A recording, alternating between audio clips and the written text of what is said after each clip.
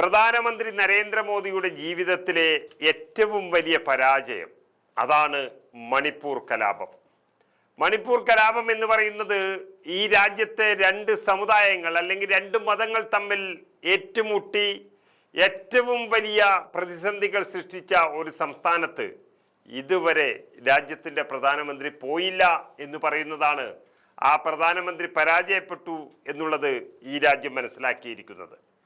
കേന്ദ്ര സർക്കാർ വിചാരിച്ചിരുന്നുവെങ്കിൽ ഒരു ദിവസത്തിനുള്ളിൽ തന്നെ തീർക്കാമായിരുന്ന ഒരു കലാപം 2.5 വർഷമായിട്ടും തീർത്തിട്ടില്ല എന്ന് പറഞ്ഞ് നാട്ടുകാർ പ്രശ്നങ്ങൾ ഉണ്ടാക്കുന്ന ഒരു സമയത്ത് അതിൻ്റെ യഥാർത്ഥ സൂചനയും പുറത്തു വരികയാണ്.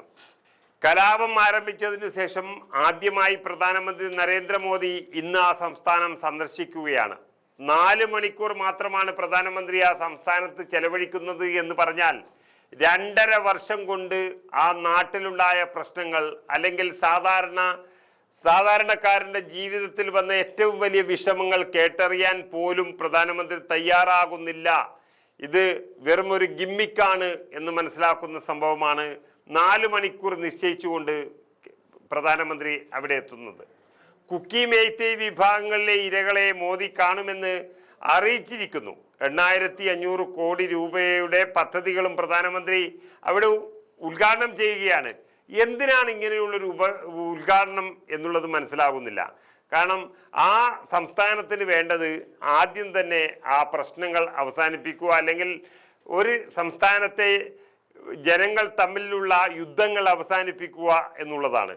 അങ്ങനെയുള്ള ഒരു സംസ്ഥാനത്ത് കേന്ദ്ര ഗവൺമെന്റിന്റെ റോഡ് നിർമ്മാണത്തിനൊക്കെയുള്ള ഇത്രയും വലിയൊരു കോടി പദ്ധതി കൊണ്ടുവന്നത് കൊണ്ട് വലിയ കാര്യമൊന്നും അവിടെ ഉണ്ടാകാൻ പോകുന്നില്ല.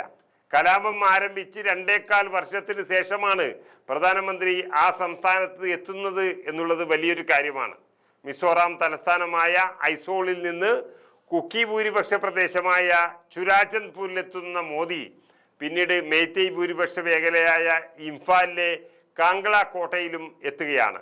മേയ്തേയ് കുക്കി മേഖലകൾക്ക് പ്രത്യേക സാമ്പത്തിക പാക്കേജ് പ്രധാനമന്ത്രി പ്രഖ്യാപിക്കുമെന്നാണ് കരുതുന്നത്.